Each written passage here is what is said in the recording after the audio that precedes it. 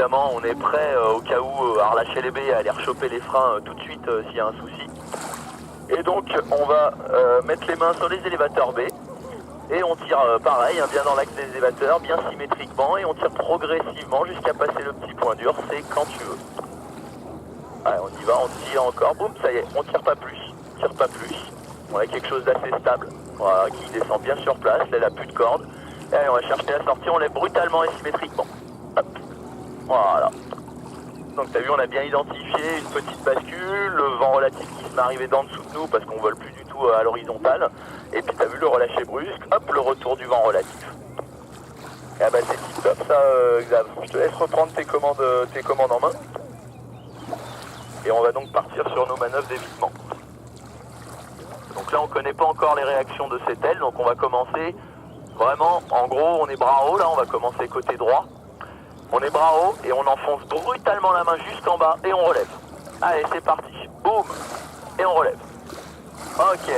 Ah, petite fermeture, attention, hein, tu vois là sur les abattés, hein, pas hésiter à aller chercher une petite tempo. Voilà. D'aller chercher une petite tempo hein, après le petit demi-tour de vrille.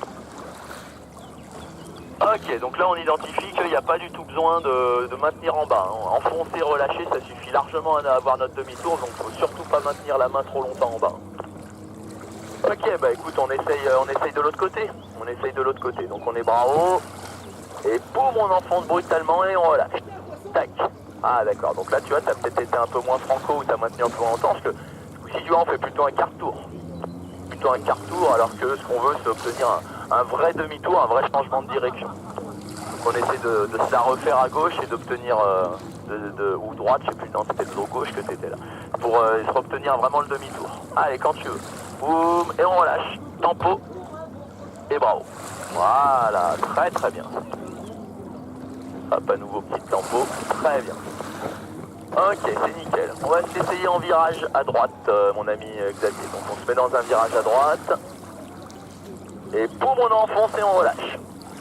Tempo. Et bravo. Ouais, nickel. C'est vraiment de la dope, c'est ça, quoi. Ah, attends, un peu tôt ta tempo là, t'as vu? D'ailleurs quand tu la relâches, elle te refait un mouvement d'abatté, tu la places trop tôt. Allez, on essaye dans un virage à gauche pour finir. On se fait virage à gauche. Et boum, on enfonce, on relâche. Petit tempo. Et on lâche. Bravo. Bien bravo. On attend pour un tempo. Maintenant. Très bien ça. Eh ben c'est du bon boulot ça. Ok, bah écoute, tip top sur les manœuvres d'évitement, hein. On voit qu'il faut pas trop maintenir la main en bas quand même avec ta nette, parce que sinon t'as vu, elle part bien en vrille, et puis en plus t'as vu, elle a quand même des mouvements d'abatté assez, par rapport aux autres, assez importants après la vrille, donc il faut pas hésiter à aller la placer, la petite tempo derrière.